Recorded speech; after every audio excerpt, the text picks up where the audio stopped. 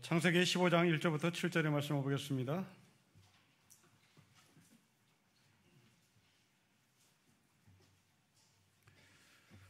(15장 1절부터 7절의) 말씀을 우리 한 절씩 기도하겠습니다. 이후에 여호와의 말씀이 환상 중에 아브라함에 임하여 이르시되 아브라함아 두려워하지 말라. 나는 너의 방패요 너의 지극히 큰 상급이니라.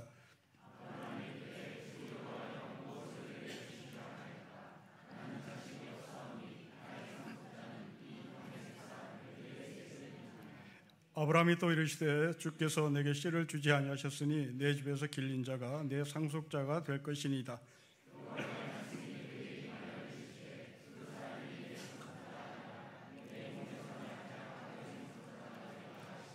그를 이끌고 밖으로 나아가 이르시되 하늘을 우러러 무뼈를 셀 수 있나 보라. 또 그에게 이르시되 너의 자손이 이와 같으리라.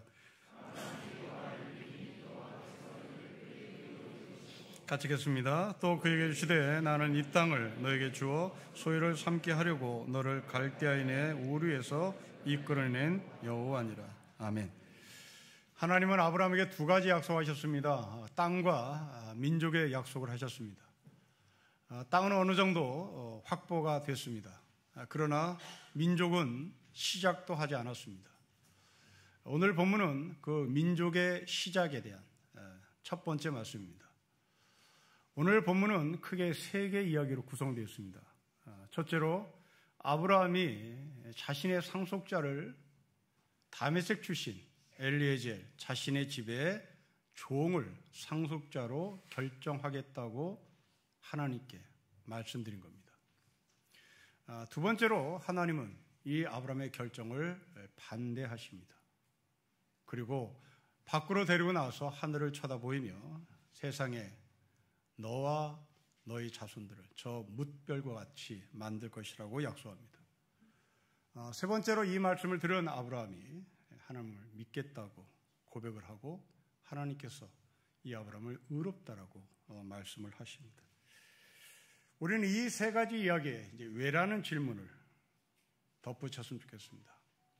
왜 아브라함은 자신의 집에 종살이하는 엘리에젤을 상속자로 삼으려고 했을까? 두 번째, 왜 하나님은 아브라함의 결심을 거절했을까? 세 번째, 하나님께서 아브라함을 의롭다고 여기신 이 말씀은 나하고 대체 무슨 상관관계가 있는가를 알아보면 되겠습니다. 첫째로, 왜 아브라함은 자신의 후계자로 자신의 집에 살고 있는 종 엘리에셀을 후계자로 삼았을까라는 질문입니다. 자, 이 질문에 답을 하려면 1절을 보면 힌트가 나와 있습니다. 우리 1절을 같이 보십시오. 이후에 여호와의 말씀이 환상 중에 아브라함에게 임하이르시되 아브라함아 두려워하지 말라. 나는 나의 방패요 너의 지극히 상급입니다. 두려워했기 때문입니다. 두렵기 때문입니다. 두려우니 자기의 방어막을 쳐야 되는 겁니다. 두렵기 때문에 자기의 울타리를 쳐야 되는 겁니다. 왜 두려웠을까? 1절에 이후에 라는 단어 때문입니다. 전쟁이 끝난 직후입니다. 318명을 데리고 연합군과 상대해서 싸운 아브라함입니다. 연합국은 만만치 않습니다. 연합국은 다시 언제 재정비해서 아브라함을 공격해 올지 모릅니다. 이것이 아브라함의 두려움이었습니다. 더 강한 정예부대를 끌고 올지도 모릅니다. 그리고 더 무자비하게 아브라함을 파괴시킬지도 모릅니다. 물론 아브라함은 믿음으로 전쟁에 참여했을 것입니다. 그런데 그 믿음으로 승리한 전쟁의 현실은 다시 자기에게 찾아올 두려움으로 무섭습니다. 어떡하나? 더 많은 군대가 나를 공격하면 어떡하나? 아니, 318명 중에 연합국이 뒤에서 빼가면 어떡하나? 이 318명의 조직이 연합국의 당근으로 파괴되면 어떡할까? 조직이 무너지면 어떡할까? 복잡한 근심과 걱정이 아브라함을 지배했을 겁니다. 이제 살아야 합니다. 이 두려움에서 살려면 아브라함은 대안을 제시해야 됩니다. 그 대안을 자신의 집에서 살고 있는 종 엘리에셀을 선택합니다. 여러분, 우리는 아브라함처럼 믿음으로 예배를 드리고 내일 전쟁터 같은 세상으로 나가죠. 여러분들은 지금 믿음으로 예배를 드립니다. 세상이 나를 감당할 수 없는 하나님의 사람이라고 여러분들은 선포하고 결심도 하고 다짐도 합니다. 십자가의 군병인 것을 내가 믿고 예수의 전신갑주를 입고 집으로 돌아가 내일 출근하겠다고 마음을 먹습니다. 그러나 내일 아침에 일어나 보니 현실은 현실입니다. 현타가 오는 거죠. 두렵습니다. 직장에 나가보니 나와 함께 팀을 꾸려서 프로젝트를 진행하는 그 팀원이 나에게 배신을 때릴 수 있습니다. 나에게 어떤 공격과 음해와 시기가 있을지 모릅니다. 예수님의 제자들 마찬가지였습니다. 예수님께서 십자가에 달려 돌아가실 때 예수님의 제자들은 현타가 왔습니다. 너무너무 무서워 다 도망갔습니다. 이들이 숨은 곳은 다락방입니다. 그러나 그 다락방에서 숨지기고 있었던 이 예수님의 제자들은 단순히 숨지기는 것으로 끝나지 않습니다. 요한복음에 보면 다락방의 문을 꽁꽁 걸어 잠갔다고 얘기합니다. 이 정도로 무서웠습니다. 믿음으로 예수를 따라다닌 예수님의 제자들입니다. 자신의 재산도 바쳤습니다. 자신의 삶을 예수님께 맡기고 따라갔으나 자신에게 오는 현실은 무서웠습니다. 순종과 헌신의 측면에서 보면 우리는 아브라함을 따라갈 수가 없지요. 우리는 예수님의 제자들을 따라갈 수가 없습니다. 베드로를 보십시오. 믿음으로 무리를 걷습니다. 그런데 현타가 옵니다. 갈릴리 바다에 바람이 불자 믿음은 온데가 사라졌습니다. 바로 갈릴리 바다에 빠지고 말았습니다. 우리의 현실입니다. 특히 현대사회는 걱정과 근심과 두려움이 어느 시대보다 더 큰 삶을 살고 있습니다. 독일에서 철학을 가르치는 한국 학자가 계십니다. 이 사람이 피로사회라는 책을 썼습니다. 이 피로사회라는 책에서 이 학자는 시대를 구별합니다. 과거의 삶을 살았던 시대, 규율사회라고 명명합니다. 그리고 지금 이 시대는 피로사회라고 명합니다. 규율사회라고 하는 것은 문자 그대로 법을 어기면 밖으로 밀어버리는 겁니다. 법을 어기면 교도소로 내보내버리는 겁니다. 법을 어기면 인정을 하지 않는 거죠. 그래서 법 안에만 있으면 편안합니다. 이 선을 넘지 않으면 우리는 다치지 않아요. 이 선을 넘지 않으면 우리는 아프지 않습니다. 이 선을 넘지 않으면 우리는 그럭저럭 평안을 가지고 살아가요. 그런데 현대사회는 그렇지 않습니다. 현대사회는 이 선을 넘는 사람이나 이 선을 넘지 않은 사람이나 다 같이 힘들어요.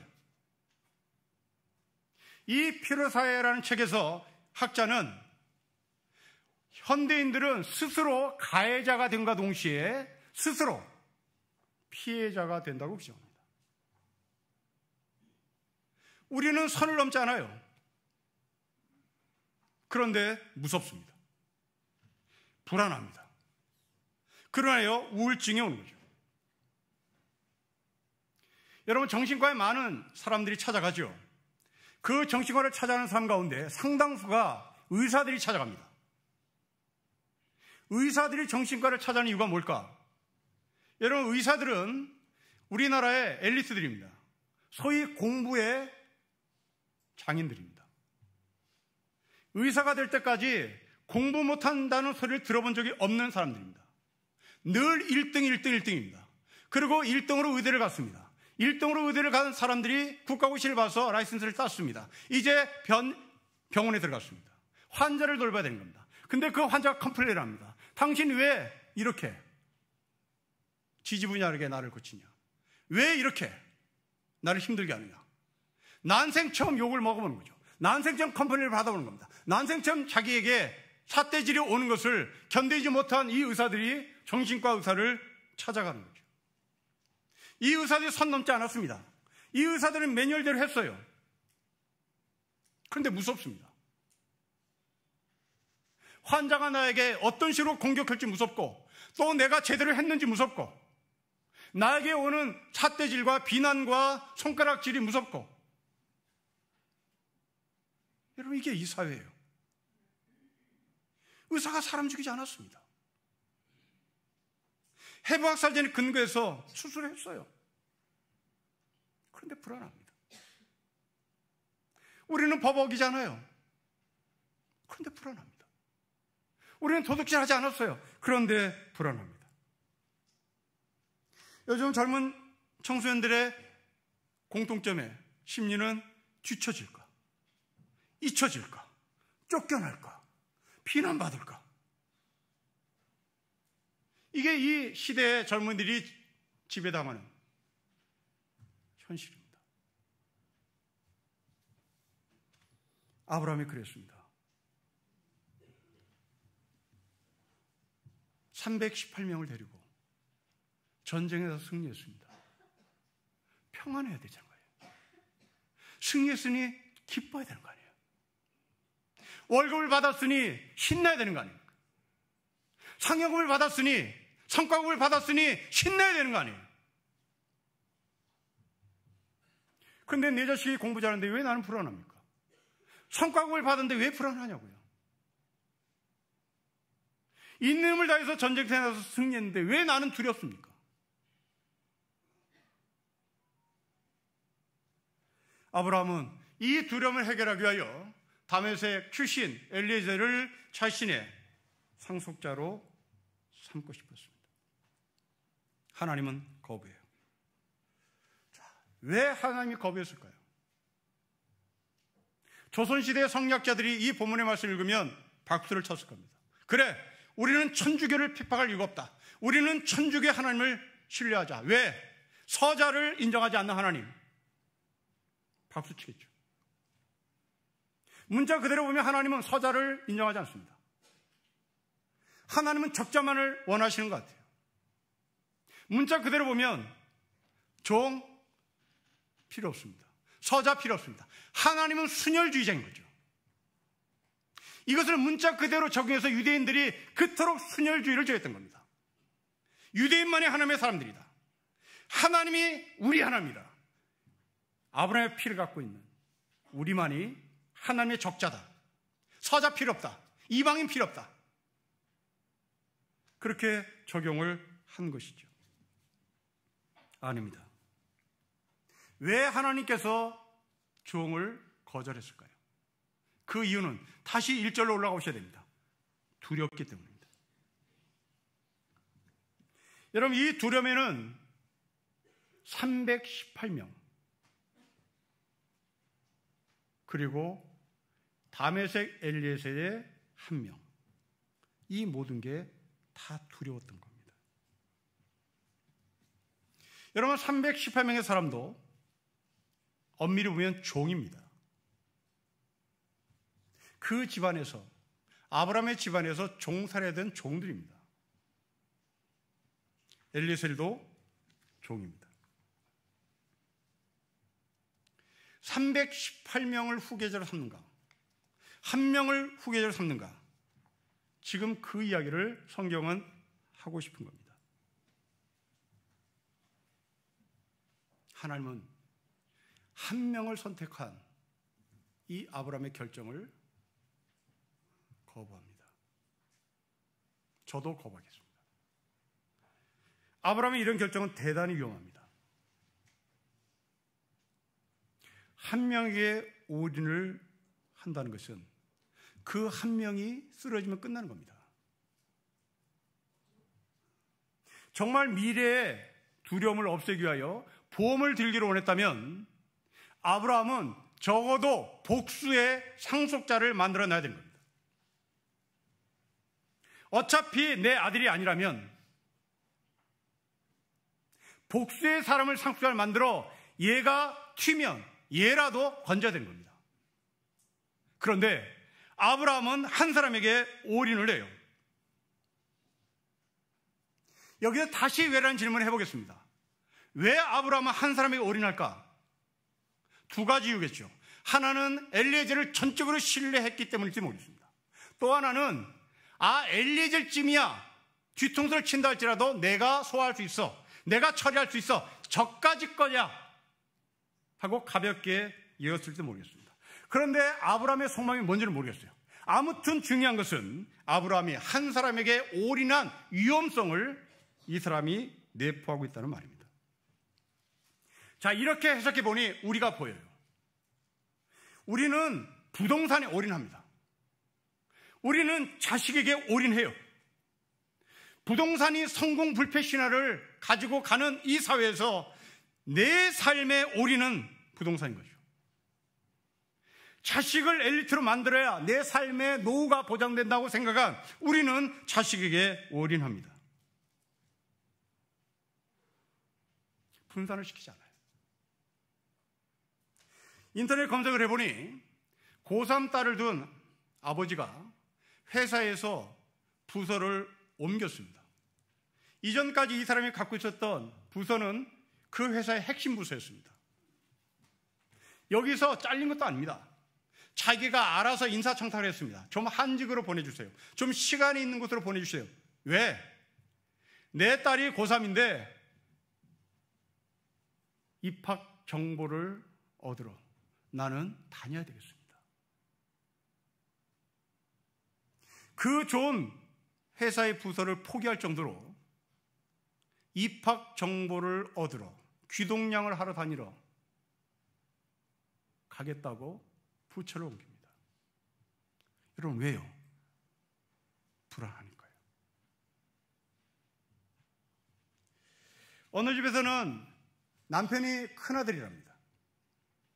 이 큰아들이 남편이 1년 동안 제사를 드리지 않는다 결정했답니다. 그것은 자기 스스로의 결정이 아니었습니다. 부인하고 대판 싸우고 있습니다. 이유는 중3 아이가 외고를 가고 싶어 하는데 제사를 드리면 공부 뺏긴다. 아내가 제사 드리지 말자고 1년간 유보하자고, 가부장적인 사고를 갖고 있는 남편은 안 된다고 대판 싸웠습니다. 결국 남편 졌습니다. 왜요? 왜 졌을까요? 불안하니까요.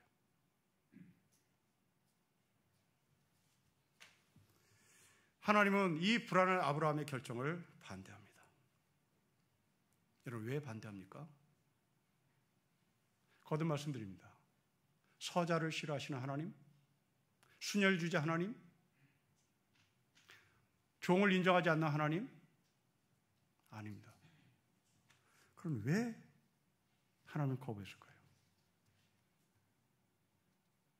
아브라함은 엘리에젤을 상속자로 결정해 놓고도 여전히 불안했던 겁니다. 여전히 불안한 그 아브라함 옆에 하나님은 아브라함아, 네가 불안에 떨고 있다고 확인시켜 주는 겁니다.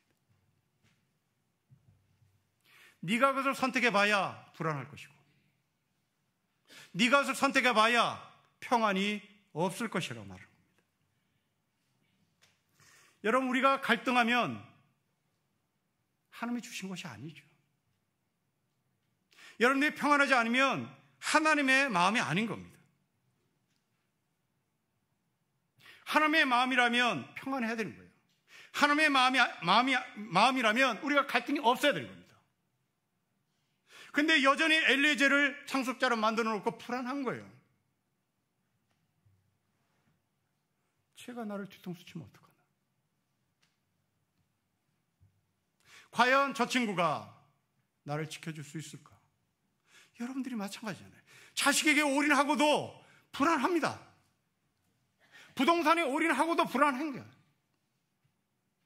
갑자기 부동산 폭발하면 어떡하지? 갑자기 추락하면 어떡하나? 이런 불안을 떨고 있는 아브라함 옆에 하나님은 옆에 계십니다. 그리고 우리의 결정을 끊임없이 수정해 나가시는 하나님, 너의 불안이 어디서 왔는지를 가르쳐주며 그 불안을 없앨 수 있는 방법이 무엇인지 끊임없이 우리를 수정해 나가시고 우리를 인도해 나가시는 하나님이 바로 오늘 아브라함이 만난 하나님이십니다. 저는 이런 하나님을 나침판의 비유를 하고 싶습니다. 여러분, 나침판을 생각해 보십시오. 나침판의 바늘은 끊임없이 떱니다. 살아있다는 증거입니다. 북쪽을 가리키는 것을 나침판은 여기가 북쪽이야 라고 말하지 않습니다. 북쪽을 향하여 파르파르 떱니다. 우리는 지도에서 북쪽, 그러면 직선을 그을 수 있습니다. 그러나 나침판은 직선을 긋지 않습니다. 나침판은 북쪽이 여기라고 정확하게 지적하지 않습니다. 그 북쪽을 향하여 떱니다. 죽은 나침판은 떨지 않습니다. 사랑하는 성도 여러분, 여러분의 삶의 나침판은 지금 떨고 있는지를 묻습니다. 여러분들은 지금 하나님 나라를 향해서 파르파르 떨고 있는지를 묻습니다. 이미 여러분의 하나님 나라가 결정됐습니까? 그건 거짓말일 겁니다. 그건 지도에서 직선 긋는 겁니다. 지도에서 직선 긋는 것은 목적지에 찾아가기가 정말 힘듭니다. 그러나 나침판을 정치하고 북쪽을 향해서 가겠다고 마음먹으면 우리는 지도에서 직진을 긋는 것보다 더 수월하게 갈 수 있습니다. 우리 교단 중에 안산제일교회라는 안산의 교회가 있습니다. 이 교회에서도 세월호에 희생당한 청소년들이 많았습니다. 당시 이 교회 목사님인 고은 목사님께서 장례를 치른 자리에 설교에서 이런 말씀하십니다. 우리 아이들이 얼마나 살고 싶었는지 벽을 긁어대느라 손톱이 다 닳아서 없어졌다고요. 나침판이죠. 엄마 찾은 겁니다. 아빠 찾은 거예요. 파르르 떠는 겁니다. 나 엄마 찾아갈래. 나 아빠 찾아갈래. 여기 하나님이 계시는 거죠.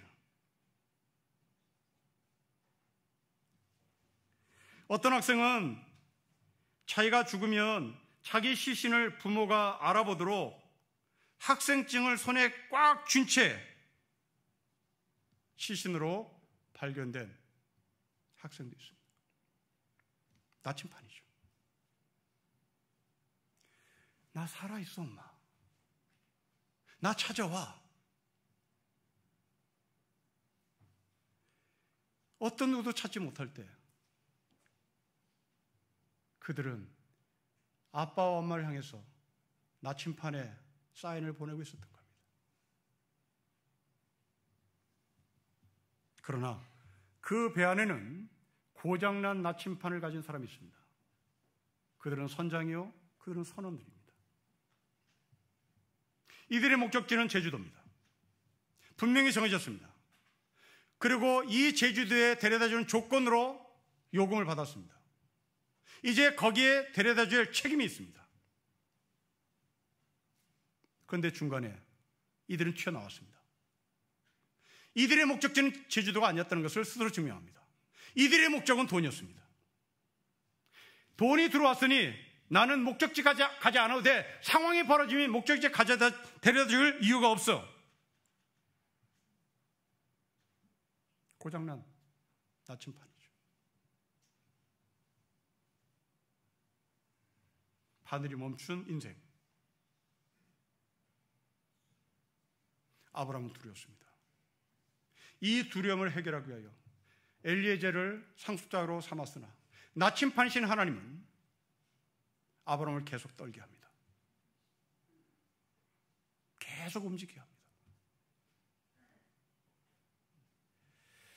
상속자를 결정한 후에도 갈등하는 아브라함, 그 아브라함을 하나님께서 밖으로 끌고 나가셨습니다. 여러분 5절을 보십시오. 우리 같이 읽겠습니다. 시작. 그를 이끌고 밖으로 나가 이르시되 하늘을 우러러 무뼈를 셀 수 있나 보라. 또 그에게 이르시되 너의 자손이 이와 같을 것이라 말합니다. 이끌고라는 말을 영어로 테이크라고 번역했습니다. 여러분이 카페에서 커피를 테이크아웃 하겠습니까? 라고 질문할 때 그 테이크입니다. 여러분들이 커피를 테이크아웃 할 때 컵을 대충 잡지 않습니다. 컵을 놓치면 큰일 납니다. 끝까지 부여잡습니다. 끝까지 강한 힘으로 커피잔을 테이크합니다. 하나님은 아브라함을 그렇게 테이크했습니다. 하나님은 아브라함을 꽉 붙잡았습니다. 하나님은 여러분을 이렇게 붙잡으십니다. 하나님은 우리를 어설프게 잡지 않습니다. 커피잔을 어설프게 잡았다가는 큰일 납니다. 그런 것처럼 하나님은 아브라함을 끝까지 잡으십니다. 그리고 강하게 잡으십니다. 하늘을 보여주십니다. 하늘의 무별들을 보여주십니다. 무별들을 보여주신 이유는 창조주 하나님을 확인시켜주는 대목입니다. 그러나 아브라함은 고대시대의 사람입니다. 이 고대시대의 사람은 과학이 뭔지를 모르는 사람입니다. 이 과학이 뭔지를 몰랐던 아브라함은 하늘을 바라보며 수많은 별들을 보고 질서를 보는 눈이 없습니다. 그냥 혼돈입니다. 불안했던 아브라함은 하늘을 바라본, 그 하늘의 무별들을 바라본 아브라함은 자신의 내면 속에 있는 이 혼돈이 저 별들과 같이 혼돈이라고 생각을 했던 겁니다. 그런데 하나님 말씀합니다. 저게 다 내가 지은 거라고. 저게 다 내가 창조한 거라고. 내가 너를 이렇게 하겠다고. 두려움은 혼돈입니다. 보이지 않게 혼돈이기에 뒤죽박죽됐기에 엘리에젤을 선택했습니다. 그 혼돈 속에서도 하나님의 창조 섭리로 인하여 수많은 별들이 질서를 찾고 있다는 것을 하나님은 확인시켜 줍니다. 아브라함은 혼돈으로 보이는 것 같으나 하나님은 질서였습니다. 10대를 지낸 우리 아이들이 생각이 납니다. 어느 날 아이들 방을 들어가 봤습니다. 너무나 지저분해서 열심히 치웠습니다. 모든 걸 제자리에 갖다 놓습니다. 학교에서 온 아이들은 나에게 고맙다고 말해줄 줄 알았습니다. 그런데 반응은 정반대였습니다. 자기 나름의 질서가 있었기 때문입니다. 우리는 옷을 피해 다니는 것처럼 보였으나 그 아이는 거기가 질서가 있었습니다. 우리는 연필이 필통이 있어야 되는데 이 아이의 연필의 질서는 침대맡에 있었습니다. 눈을 감아도 연필을 찾을 수 있는, 눈을 감아도 옷을 밟지 않고 지나갈 수 있는 길, 이게 이 아이들에게 있었던 거죠. 제 눈에는 혼돈이었으나 아이의 눈에는 질서였습니다. 아브라함의 눈에는 하늘의 무별들이 혼돈이었으나 하나님의 눈에는 그것이 나의 피조물이요 내가 만든 질서요. 하나님은 아브라함에게 그 약속을 하시는 겁니다. 사랑하는 성도 여러분, 눈을 들어보십시오. 여러분 내면의 세계도 들여다보십시오. 여러분 자녀들을 들여다보십시오. 모두가 혼돈처럼 보일지 모르겠습니다.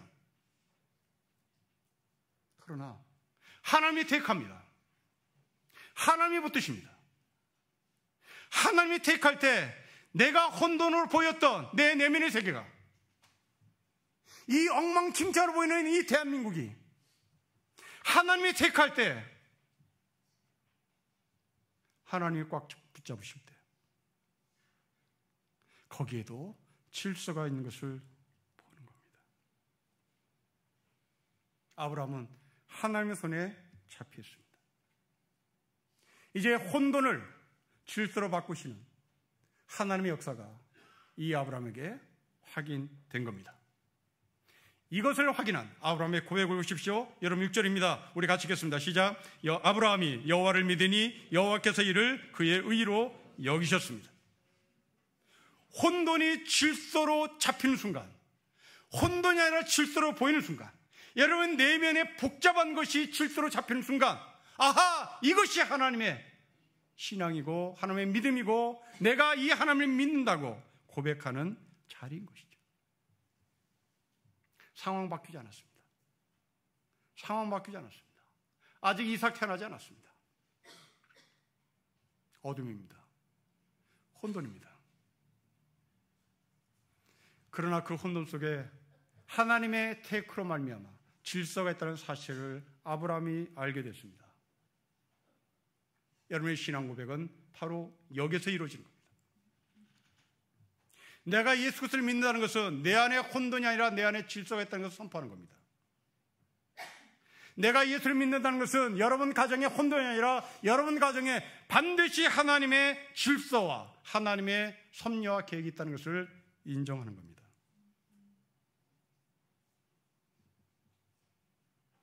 제가 자란 모교에 제 친구 중에 서울대 음대에 입학한 친구가 있습니다. 어느 날 이 아이가 자기는 예수를 만났다라고 신이 와서 고백을 했습니다.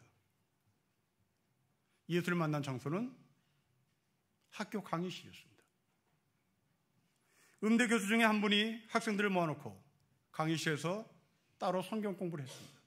거기에서 이 친구가 예수를 영접하는 신앙 고백을 했습니다. 또한 제 친구 하나는 갈라디아 2장 20절의 말씀을 묵상하다가 예수를 만납니다. 저 또한 이런 경험이 있습니다. 아브라함은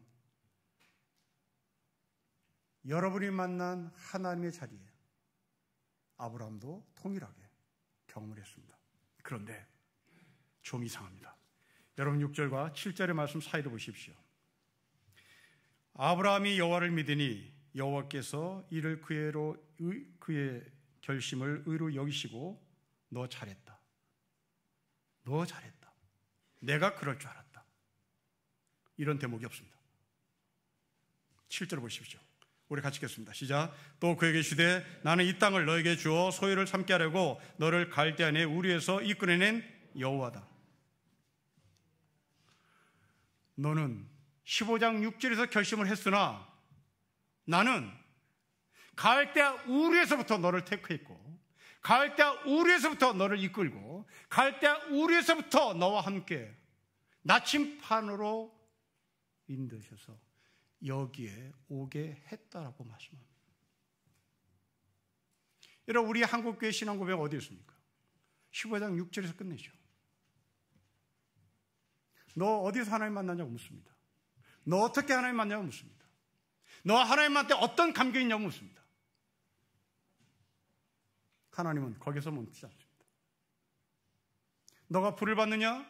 너가 소나무 불을 뽑았느냐?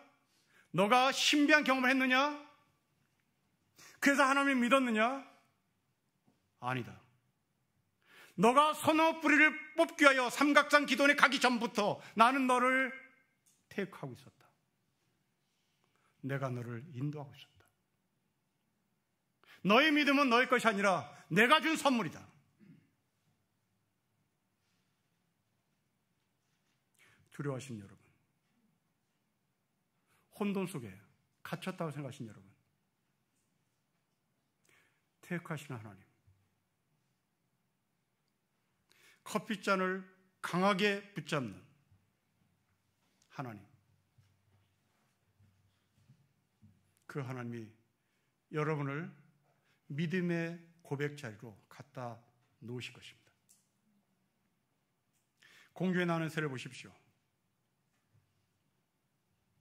우리는 새들이 마음대로 날개치고 날아다니려 합니다. 그렇지 않습니다. 공주에 나는 새가 날아갈 때 자기 나름의 길이 있습니다. 우리는 마음대로 다니는 것 같으나 새는 길을 찾습니다. 여러분이 앞이 보이지 않는 것 같으나 하나님은 길을 만들고 계십니다. 여러분의 길은 완성되지 않았습니다. 나침판되신 하나님, 끊임없이 파를 떠시는 하나님, 나의 길을 개척해 나가시는 하나님, 그리고 나의 뒤를 따라오라고 말씀하시는 하나님, 바로 그 하나님이 우리 신림교회 성도들의 아버지 되시는 하나님 것을 주의 이름으로 선포합니다. 기도하겠습니다. 하나님 아버지, 혼돈입니다. 그러나 그 안에 질서가 있음을 믿습니다. 하나님이 계시기 때문입니다. 하나님이 나를 붙잡으시는 은혜 속에 길이 있음을 믿습니다. 인도에 나가신 아버지 하나님, 기필코 반드시 이 신앙의 고백의 자리에 우리를 올려놓아 주십시오. 주 예수 그리스도의 이름으로 기도합니다. 아멘.